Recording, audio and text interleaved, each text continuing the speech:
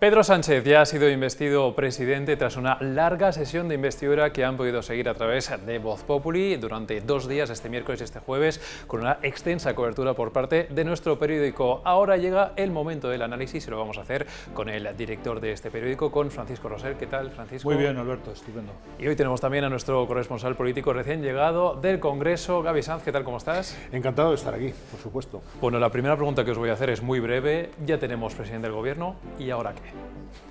Ya tenemos presidente del Gobierno, pero vamos a ver si tenemos legislatura y a ver qué Gobierno tenemos. Quiero decir que el hecho de excepcionalidad, la investidura excepcional de Pedro Sánchez, augura que ha conseguido lo que él aspiraba, con aquellos que decía que no iba a pactar, pero que no asegura que vaya a tener una gobernación tranquila, porque al final, como hemos visto ayer de manera bastante sintomática en la sesión de investidura, va a depender de un señor que de momento está en Bruselas, un prófugo de la justicia, y que va a marcar el designio de la legislatura de Pedro Sánchez, y vamos a ver qué ocurre. Es decir, la excepcionalidad de la investidura yo creo que se va a prolongar durante toda la legislatura, y esto va a generar bastante inestabilidad política y mucha tensión en consonancia con lo que hemos visto durante esta doble sesión.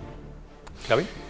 Yo creo que en esta doble sesión hemos visto de todo, probablemente una especie de sinopsis de lo que va a ser la legislatura. El presidente entró triunfante, lanzó un discurso en el que, a mi juicio, cometió un error táctico, que es hablar de que va a levantar un muro, que él se erige en el muro frente a lo reaccionario, que serían Partido Popular y Vox, que recordemos que tienen 11 millones de votos, es decir, es una especie de muro de entre dos Españas, esas dos Españas que la transición, y lo que no es solo la transición, sino lo que vino después, siempre se ha empeñado en combatir, porque es nuestro mal histórico, y a partir de ahí va a tener que ser consecuente con ese escenario que él ha dibujado. Antes el director decía, vamos a ver exactamente si hay legislatura. Él se ha puesto a la frontera está en el muro. Es decir, no le puede pedir a Alberto Núñez Feijóo colaboración después de haber dicho lo que se ha dicho en este debate de investidura, y tiene que mirar hacia atrás, hacia los que son sus socios, en particular Míriam Nogueras y Gabriel Rufián, que, como todo el mundo sabe, tienen una competencia tóxica, Esquerra y Junts, por la hegemonía del espacio independentista catalán. Y eso en sí mismo es tóxico para Pedro Sánchez. Yo tengo la sensación de que uno de los males que hemos importado en estos últimos años, y particularmente después de las elecciones del 23 de julio, es lo peor de la política catalana, el procesismo. Y cuando digo el procesismo hablo de dos cosas. Una, la asunción de Lacalle como un actor político más, en el peor sentido de la palabra.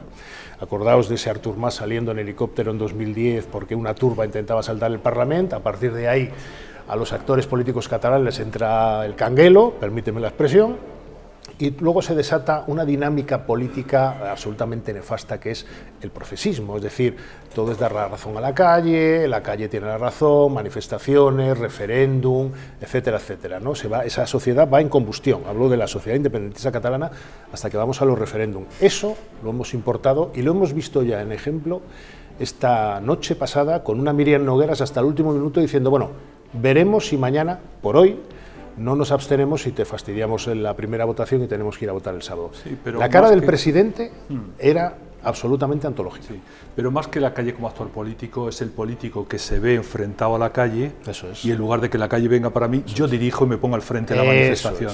Entonces, cuando tú te pones frente a la manifestación, no la puedes controlar, ya no eres dueño de tu propio destino. Y es lo que ha hecho Pedro Sánchez. El problema es que Pedro Sánchez levanta ese muro precisamente para que no haya una alternativa en el caso de que sus socios le abandonen. Y por tanto, de esa manera se, digamos, veta la posibilidad de una moción de censura o cualquier otra fórmula. Pero eso no sé si va a ser factible, no sé si va a ser posible. Yo lo que me pregunto es, mañana el presidente del Gobierno, primero a la mañana, va a la Zarzuela a jurar que va a respetar y va a cumplir y hacer cumplir la Constitución. ¿Pero qué Constitución? Quiero decirte, con unos socios que le han exigido y que él ha puesto por escrito que están en contra de esa Constitución porque, entre otras cosas, quieren que se reconozca la condición de nación tanto el País Vasco como el País Vasco, se lo ha dicho Cataluña, se lo ha dicho el PNV y se lo ha dicho Bildu, y Nación Cataluña, como se lo ha dicho tanto Esquerra como Junts. Y además que le exigen un referéndum de secesión. En esas condiciones, con ese socio, ¿cómo va a poner la mano encima de un ejemplar de la Constitución garantizando el cumplimiento de la misma? Esa es una gran asignatura que vamos a ver desde mañana mismo, pero es que a comienzos de semana ese gobierno va a tener que desplazarse a Bruselas para que allí negociar con la quinta fuerza política de Cataluña y con la supervisión de digamos, un supervisor internacional. En esas circunstancias tan extraordinarias, ¿qué gobierno, qué legislatura vamos a tener?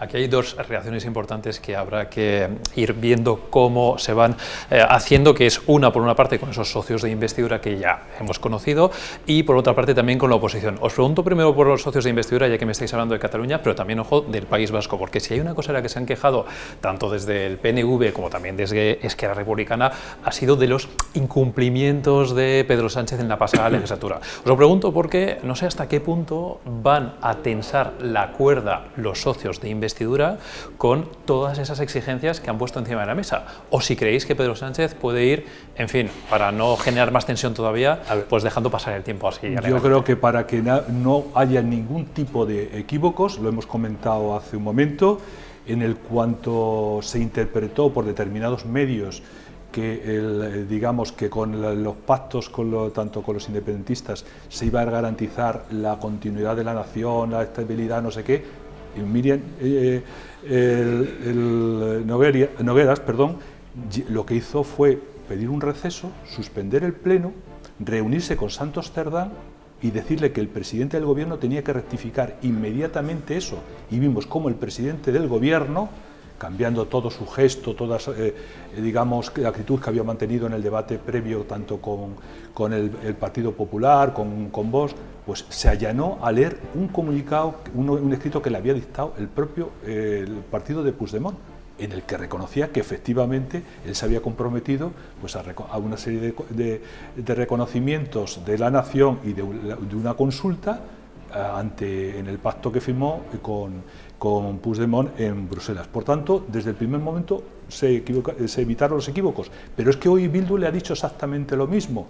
Aproveche la oportunidad que le brindamos, porque nosotros no nos comprometemos con este gobierno en esta legislatura, nos comprometeremos en función que aquello que no hemos firmado, en el caso de Bildu es más llamativo, porque ni siquiera sabemos lo que se ha firmado, porque lo han tenido tapado, ¿no? En esos pactos que decía de la capucha, que decía el propio Feijóo el otro día. Por tanto, yo creo que va a haber, y luego un factor que hemos analizado aquí muchas veces, es que al tener dos socios en el independentismo que compiten entre ellos y dos socios en el nacionalismo vasco que compiten entre ellos, unos y otros van a darles muy pocas oportunidades. Y todos sabemos que en el caso de Puigdemont, que ha hecho una política bastante temeraria en su momento, no va a renunciar a ello de ninguna de las maneras. Por tanto, ese juego que dice, bueno, no, ya lo tranquilizará, ganaremos tiempo, ya engrasaremos esa relación, como ha dicho hoy Santos Cerdán al respecto, yo creo que eso no va a ser posible. Y si Sánchez lo pretende, me parece que se está autoengañando con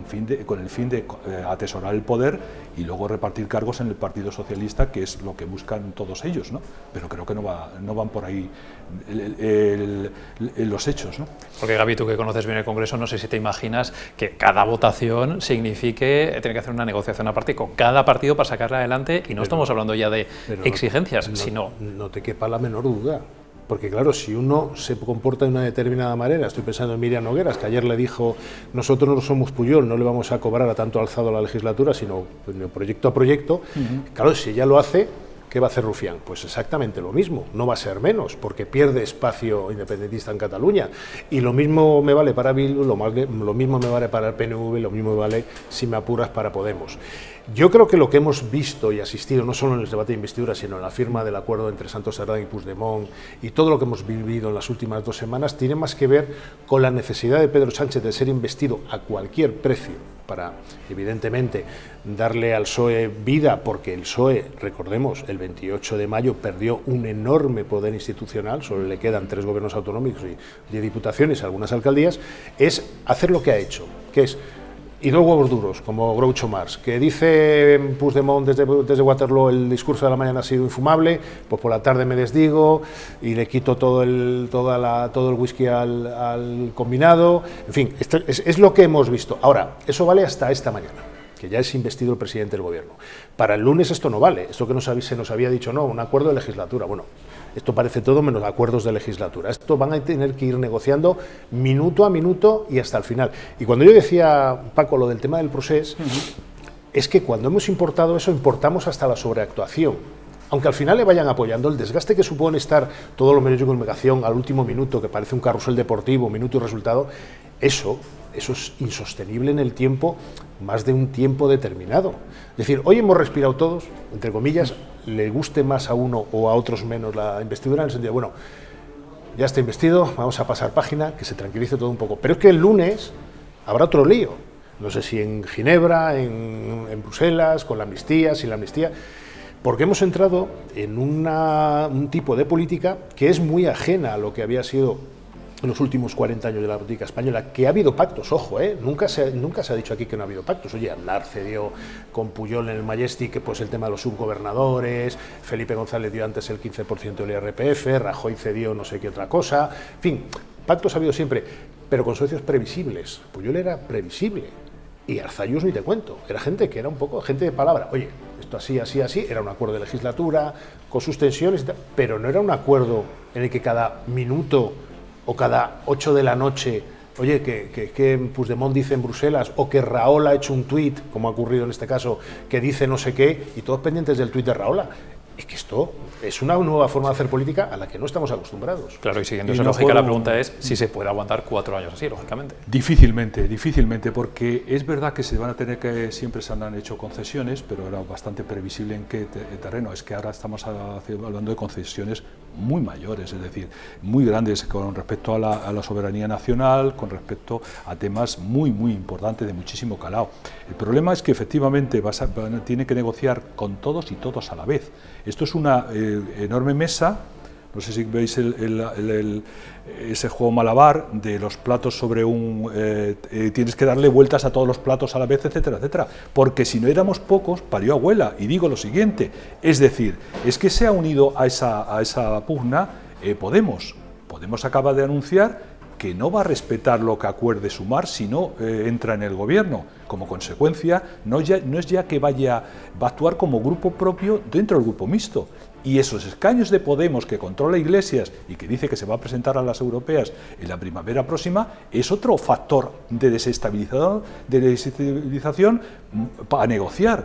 Y no olvidemos una cosa fundamental, el acuerdo y el entendimiento, la entente que hay entre Podemos, Esquerra y Bildu, que están prácticamente conectados. A nadie se le puede escapar cómo Rufián tuvo un gesto ayer en la intervención de halago al papel que había desempeñado Irene Montero, etcétera, etcétera, para arriba y para abajo. Quiero decir que en medio de todos esos factores, con una crisis económica latente, gestionar eso en el panorama europeo, eso es una complicación y terrible para el país. Uno de los compromisos concretos adquirido con Junts, la famosa recaudación del 100% en Cataluña, o sea, un cupo catalán, como lo hay en Navarra y el País Vasco, ya no solo es que sea ilegal, que es ilegal, inconstitucional, porque habría que rehacer todo el sistema fiscal que tiene España desde hace 40 años, sino que a los actores que apunta el director, que son los actores políticos que se van a tensionar con el gobierno en la medida en que no pueda cumplir ese compromiso, pues están todos los varones del PP con mando en plaza, el Mazón en Valencia,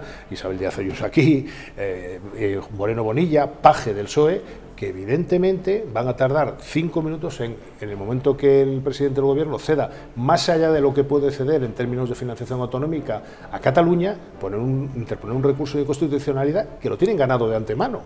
Porque tú no puedes ceder un 100% y cambiar un régimen sin anuencia del resto. Bueno, de hecho, sin duda, ya que apuntas esto, una de las cosas a las que va a haber que estar muy pendiente en los próximos, iba a decir años, no sé si decir más bien semanas, casi meses, va a ser. Vamos a tener que vivir día a día, partido a partido, como dice Simeone. Entonces, en las próximas horas, esas medidas de dudosa legalidad, dudosa constitucionalidad, en un momento en el que ya hemos visto además cómo desde tantos y tantos ámbitos, empezando por el ámbito judicial, han puesto, ya no en cuestión, sino el grito en el cielo por lo que se avecina, por ejemplo, con la famosa ley de amnistía. Sí, claro, es que esto es una, digamos, va a ser una especie de guerra de guerrillas, efectivamente.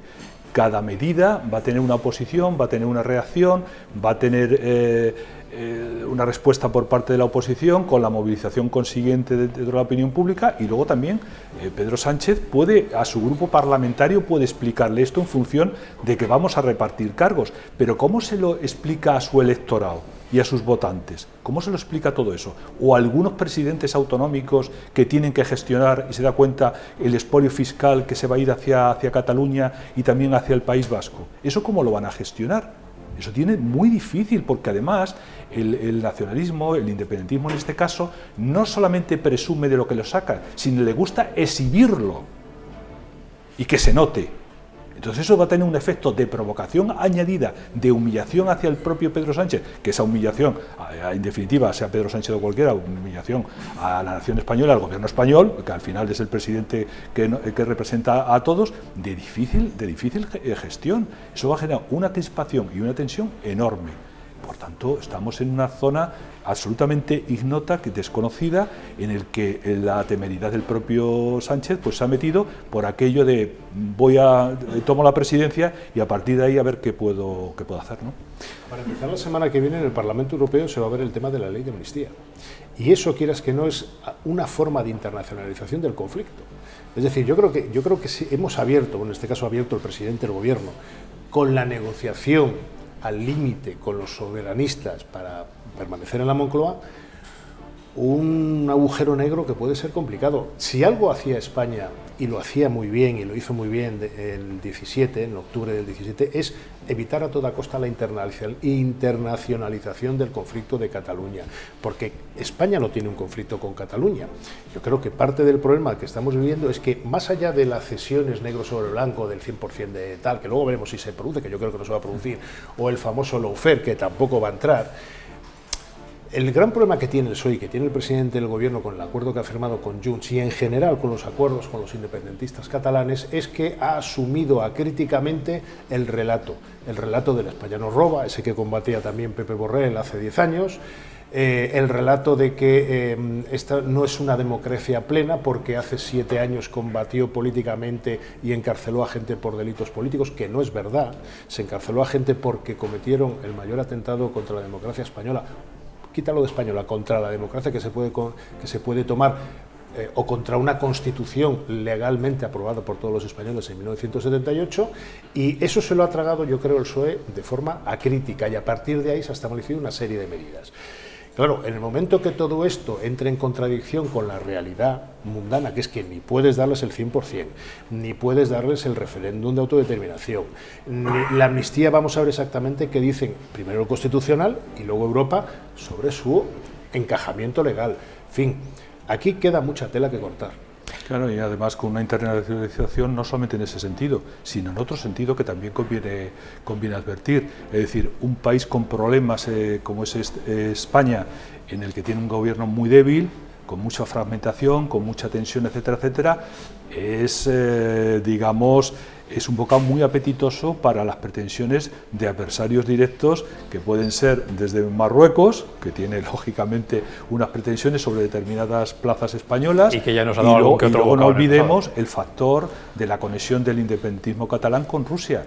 Es decir, estamos ahí en una situación muy complicada. Pedro Sánchez no solamente ha destapado la caja de los truenos de los demonios familiares de este país, que encerró la Constitución en el 78, precisamente por el gran acuerdo nacional de los partidos de la derecha y de la izquierda, sino ha puesto España en una situación de extrema debilidad y fragilidad.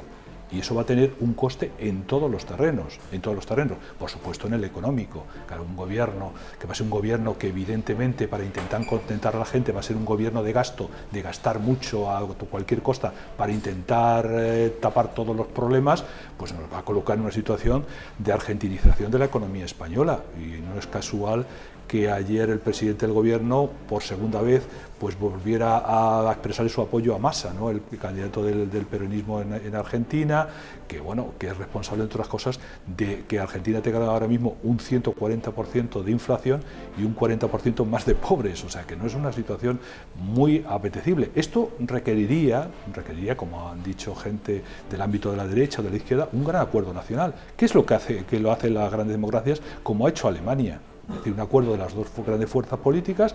Felipe González subrayó en su última intervención, tratando de evitar lo inevitable, dijo: ustedes, aquí 2 de cada 3 españoles han votado al Partido Popular y al Partido Socialista, en un momento en que justo las fuerzas independentistas han perdido en Cataluña muchísimo apoyo.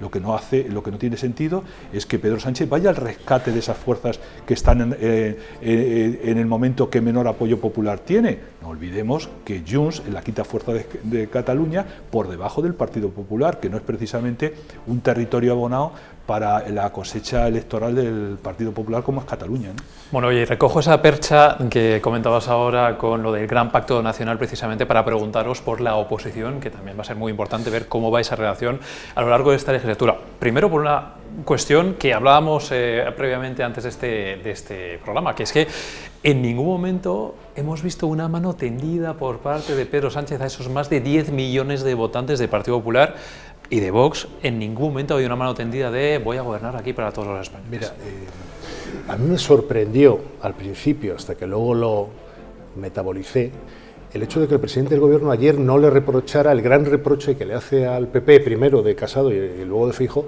de ustedes llevan 5 años bloqueando la renovación del Poder Judicial. Claro, eso es hasta que caes en la cuenta de que si tú estableces un muro y tú te eriges en el muro frente a la reacción, luego no puedes pedirle a la reacción que te apoye, porque sería una contradicción in terminis, ¿no? Si lo hubiera hecho, a Feijóo lo hubiera probablemente puesto en un brete, ¿no? Feijóo probablemente hubiera ido a la Moncloa, hubiera aceptado el guante, etcétera, pero ni siquiera hizo eso.